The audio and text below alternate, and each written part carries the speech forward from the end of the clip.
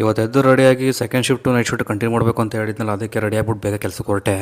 ಆಮೇಲೆ ನಮ್ಮಮ್ಮ ಬೇರೆ ಫೋನ್ ಮಾಡಿಬಿಟ್ಟು ಮನೆಗೆ ಬರೋ ಊಟ ಮಾಡ್ಕೊಂಡು ಹೋಗುವಂತೆ ಫೋನ್ ಮಾಡಿದ್ರು. ಸರಿ ಅಂತ ಮನೆ ಹತ್ರ ಹೋಗ್ತಾ ಇದ್ದೆ. ಹೋಗ್ತಿದ್ದಂಗೆ ಬಾಗಿಲಲ್ಲಿ ಆಲ್ರೆಡಿ ಒಬ್ಬರು ನೆಂಟರು ಕಾಯ್ತಾಯಿದ್ರು. ಆ ನೆಂಟರು ಬೇರೆ ಯಾರೂ ಅಲ್ಲ, ನಮ್ಮ ಚಿನ್ನುನೇ. ಅವಳಿಗೆ ನನ್ನ ಕಂಡ್ರೆ ತುಂಬ ಇಷ್ಟ. ಬಂದ ತಕ್ಷಣ ಗೇಟ್ ಓಪನ್ ಮಾಡಿದ ತಕ್ಷಣ ನನಗೆ ಬಿಡೋದೇ ಇಲ್ಲ ಅವಳು. ಆಮೇಲೆ ಸರಿ ಅಂತ ಗೇಟ್ ಹಾಕೊಂಡು ಒಳಗಡೆ ಹೋಗೋಣ ಅಂತಂದರೆ ಕಿಟ್ಟಿ ಎಲ್ಲೋದಂತ ಹುಡುಕ್ತಾ ಇದ್ದೆ. ಕಿಟ್ಟಿ ಅಂದರೆ ಗೊತ್ತಾ, ನಮ್ಮ ಪರ್ಷಿಯನ್ ಕ್ಯಾಟು. ನೋಡೋದ್ರಲ್ಲ ಗ್ಯಾಸ್ ಪಕ್ಕ ತಣ್ಣಗೆ ನೀಟಾಗಿ ಮಲ್ಗೋನವನು. ಸರಿ ಅಂದ್ಬಿಡೋ ಮಾತಾಡ್ಸ್ಕೊಂಡು ಸೀದಾ ಒಳಗಡೆ ಹೋಗ್ತಾ ಇದ್ದೆ. ಓಡೋಗ್ಬೇಕಾದ್ರೆ ಆಗಲಿ ಲಾಸ್ಟಲ್ಲಿ ನಮ್ಮ ಮುಂಜ ನಮ್ಮ ಕೋಳಿ ಎಲ್ಲ ಆಗಲಿ ನಾನು ಕೂಗ್ತಾಯಿದ್ದೆ ನಾನು ನೋಡಿ. ಇವಳು ಚಿನ್ನು ನಾನು ಫಸ್ಟ್ ಅಂತ ಮುಂದಕ್ಕೆ ಓಡ್ತಾ ಇದ್ಲು ಹಂಗೆ. ಸರಿ ಅಂದ್ಬಿಟ್ಟು ನಮ್ಮ ಬಾಸ್ಗೆಲ್ಲ ನಮಸ್ಕಾರ ಹೇಳಿ ಕಾಲು ತೊಳ್ಕೊಂಡು ಆಲ್ರೆಡಿ ಟೈಮ್ ಆಗಿಬಿಟ್ಟಿತ್ತು. ಕಾಲನ್ನ ಬೇಗ ಪಟ ನಂಗೆ ತೊಳ್ಕೊಂಡು ಸೀದಾ ಕೆಲ್ಸಕ್ಕೆ ಹೊರಟ. ಆಲ್ರೆಡಿ ಹೋಗ್ಬಿಡೋಣ ಅಂತ ಸೀದಾ ಹೊರಟೆ.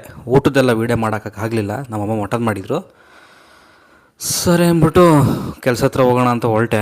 ರೀಚ್ ಆಗಿದ ತಕ್ಷಣ ನೋಡಿ ಈಗ ರೀಚ್ ಆದೆ. ನಾನಾಗಲೇ ಲ್ಯಾಪ್ಟಾಪಲ್ಲಿ ಓಪನ್ ಮಾಡ್ಕೊಂಡು ಕೆಲಸ ಸ್ಟಾರ್ಟ್ ಮಾಡೋಣ ಅಂತ ಫ್ಯಾನ್ ಹಾಕ್ಕೊಂಡು ಸಿಕ್ಕಾಪಟ್ಟೆ ಶೆಕೆ ಮಾತ್ರ ನೋಡಿ ಎಷ್ಟು ಬೆಳೆದೋಗ್ಬಿಟ್ಟಿದ್ದೇನೆ ಆಗಲೇ ನಾನೇ.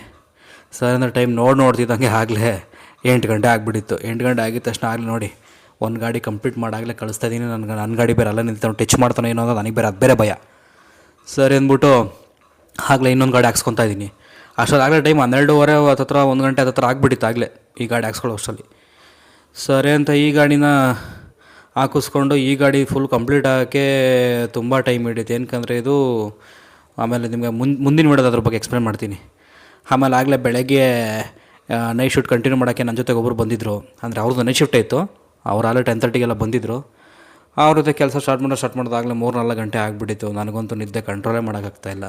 ಯಾಕಂದರೆ ಬೆಳಗ್ಗೆ 6 ಗಂಟೆಗೆ ಬೇರೆ 5 ಗಂಟೆ ಬೇರೆ ಎದ್ದು 6 ಗಂಟೆಗೆ ಜಿಮ್ಮಿಗೆ ಹೋಗಿ ಎಲ್ಲ ಮುಗಿಸ್ಕೊಂಬೇರೆ ಬಂದಿದ್ನಲ್ಲ. ಬೆಳಗ್ಗೆ ಆಗಲೇ ನಮ್ಮ ಹುಡುಗರು ಇಬ್ಬರು ಬಂದರು. ಇವತ್ತು ಲೋಕಲ್ ಡೆಲಿವರಿ ಅದಕ್ಕೆ. ಅಲ್ಲಿ ನೋಡಿರಿ ಹಿಂದೆ ಅವನಷ್ಟು ರಾಮ್ ಅಂತ, ಆ ಕಡೆ ಸಿಸ್ಟಮ್ ಹತ್ರ ಕೂತಿರೋ ಚೇತನ್ ಅಂತ. ಇಬ್ಬರು ನಮ್ಮ ಹುಡುಗರೇ, ತುಂಬ ಒಳ್ಳೆ ಹುಡುಗರು ಮಾತ್ರ. ಕೊನೆಗೆ ಇವರು ನನ್ನ ಜೊತೆ ನೈಟಲ್ಲಿದ್ದರು ಗೊತ್ತಾ, ಇವರೇ ನನ್ನ ಬ್ರೋ ಇವರು. ಆಮೇಲೆ ಮತ್ತೆ ವೀಡಿಯೋ ಕರೆಕ್ಟಾಗಿ ಬಂದು ನನಗೊಂದು ಇನ್ನೊಂದು ಸಲ ವೀಡಿಯೋ ಮಾಡಿ ಸರ್ ಅಂತಂದ.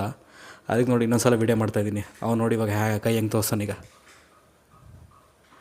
ಸರಿ ಆಮೇಲೆ ಇವರಂತೂ ಇನ್ನೂ ಸೂಪರ್ ಇವರು. ನಾನೇನು ಮಾಡೋದ್ರೆ ಆ ಥರ ಮಾಡ್ತಾರೆ ಪಾಪ. ಆಮೇಲೆ ಸರಿ ಆಗಲೇ ನೋಡಿ ಟೈಮ್ ಆಗೋಗಿತ್ತು. ಆಗಲೇ 7-7:30 ಆಗೋಗಿತ್ತು ಆಗಲೇ ಟೈಮು.